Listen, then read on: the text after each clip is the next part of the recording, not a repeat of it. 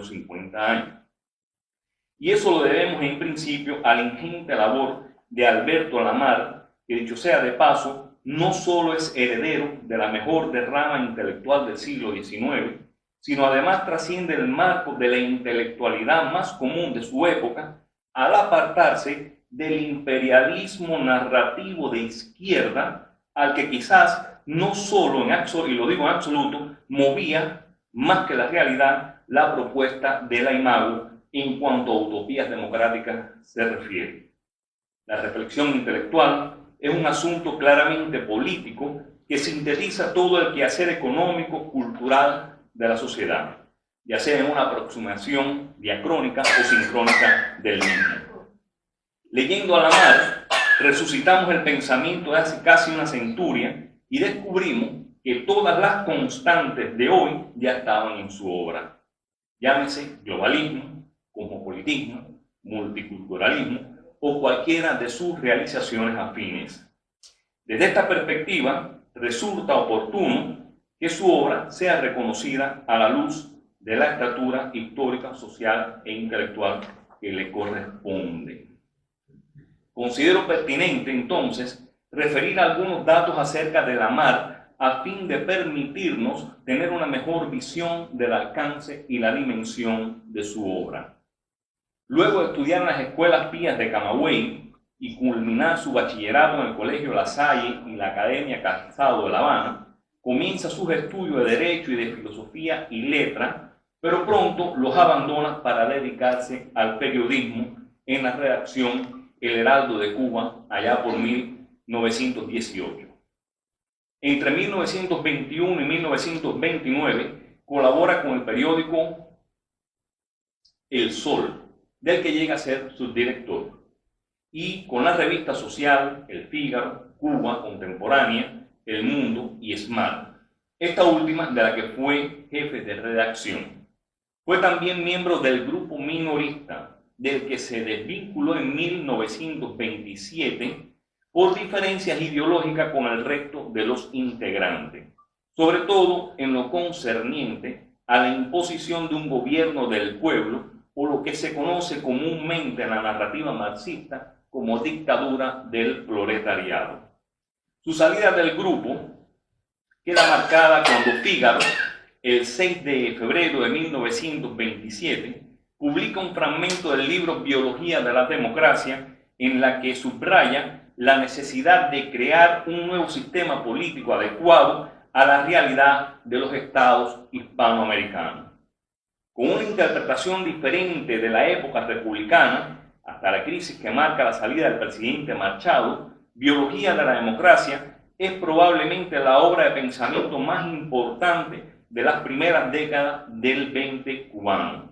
Allí afirma Lamar no solo que la democracia se encuentra en crisis, sino además establece como premisa que ésta nace en Roma, germina en la era feudal y florece en el siglo de los enciclopedistas, de lo que se desprende que dicho sistema político es hijo de la cultura europea. Según Lamar, su fracaso en el viejo continente parte de que la igualdad natural rousseauiana de la que lo sustenta queda disprobada por la biología contemporánea a través del principio de la desigualdad. A ejemplo de ello, vuelve su mirada sobre América, donde acentúa entonces que la democracia en la América española es un sinsentido, aunque ciertamente su fracaso, tanto en su génesis como en sus resultados, difiere del cuasi éxito del que pudiera hablarse en Europa. Para Lamar, el fracaso en América no tiene su origen en nuestra inexperiencia para el gobierno propio, sino en un dictado psicobiológico, vicio de origen que no desaparecerá mientras conserve Latinoamérica y en particular los pueblos intertropicales los caracteres psicobiológicos que la distinguen del europeo. Por supuesto, planteamientos de esta categoría eran inaceptables dentro del grupo. Desde entonces queda estigmatizado como el traidor de los minoristas, llamado así por Alejo Carpentier en un texto titulado Un ascenso de medio siglo, consagrado además por Juan Marinello durante todo el siglo XX cubano. Ello explica en gran medida el olvido forzoso a que fue condenado hasta la actualidad. Otro texto de Lamarck que se suma a la comparsa detractora de su nombre es sin duda La crisis del patriotismo, una teoría de las inmigraciones. Según Lamarck, el patriotismo es una forma de autoconciencia nacional que implica un impulso agresivo para defender y promover el prestigio nacional. El desarrollo del cosmopolitismo, la presencia de la penetración económica norteamericana, ha debilitado el sentimiento patriótico en Cuba, según afirma.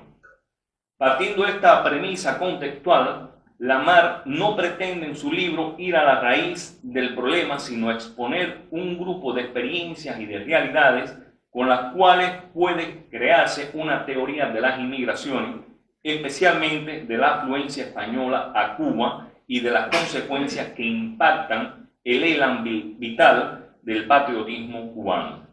Sobre todo, tratándose de la inmigración española en masa a Cuba en el periodo de posguerra que iniciaba el siglo XX.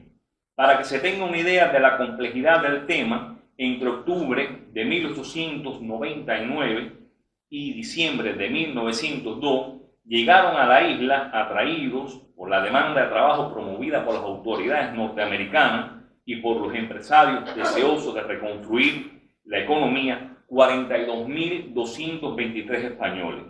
Y en lo sucesivo, esta inmigración blanca será preferida tanto por las autoridades y empresarios norteamericanos como por los comerciantes e industriales españoles, quienes seguirán excluyendo a los trabajadores nativos de los empleos urbanos mejor retribuidos. La partida de las tropas españolas tras la derrota de 1898 no detuvo el influjo migratorio de los españoles a la isla durante las 3 primeras décadas del XX y por tanto el impacto del mismo en la esfera socioeconómica fue determinante a pesar de ser un periodo matizado por crisis cíclicas de la economía cubana, el acaparamiento por parte de los españoles de los mejores trabajos y mejores remunerados y la temporalidad del trabajo azucarero que condujeron al enfrentamiento entre trabajadores cubanos y españoles en su lucha por el control del mercado laboral, cuyo mayor o menor éxito en esos enfrentamientos terminaron con la victoria parcial del movimiento obrero nacionalista durante la Revolución del 33. La crisis del patriotismo, una teoría de las inmigraciones, dice de esta manera expuesta por Lamarck lo siguiente: no es pues un libro de política fuera de las conexiones naturales e inevitables que con la ciencia de organizar y dirigir a los pueblos tiene la sociología. Al decir de Lamarck, se presenta el problema de la afluencia española a Cuba y de sus consecuencias en la integración de nuestro carácter, a título de hecho, cuya verdad vemos en torno y a cada paso que se ahonde en el estudio de nuestra peculiar manera de proceder y de sentir. Cierro esta evocación apuntando que su obra marca la historia del pensamiento cubano, contrariamente a lo que se imponía como tendencia dentro de los intelectuales del momento y, por qué no, también a posteriori. Hay que decirlo sin temor. Lamarck es un autor de derecha, visceralmente nietzscheano, que desencaja de la izquierda tendenciosa de sus coetáneos de los años 30, de los originarios de los 40 y de otros tantos que luego habrían de coronar sus egos a partir de 1959, donde encontraron eco y aceptación. Alejo Carpentier lo define como traidor precisamente por apartarse de la línea de intelectuales de izquierda. Y curiosamente, volviendo a la mención que hice al principio, ni el Grupo Orígenes, ni Lezama, ni ninguno de los otros intelectuales conocidos y que fueron excluidos posteriormente por la izquierda radical, mencionan la obra de Lamarck ni antes ni después del 59.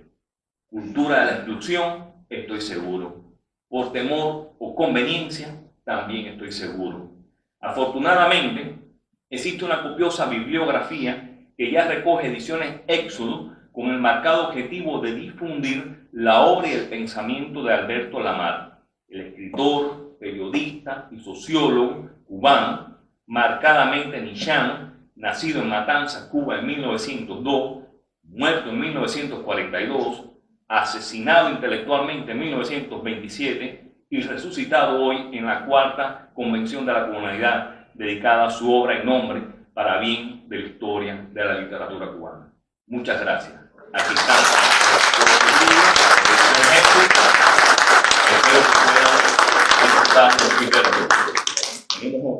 cómo cayó el presidente Machado, una obra increíble, una investigación tremenda. Vendaval en los cañaverales también, Las rutas paralelas, un libro muy famoso también, La crisis del patriotismo, una teoría de las inmigraciones de la cual hablé, y La biología de la democracia, que dio tanto que hablar y es probablemente una de las obras más importantes del siglo XX cubano, del pensamiento del siglo XX cubano. Muchas gracias a todos por su atención.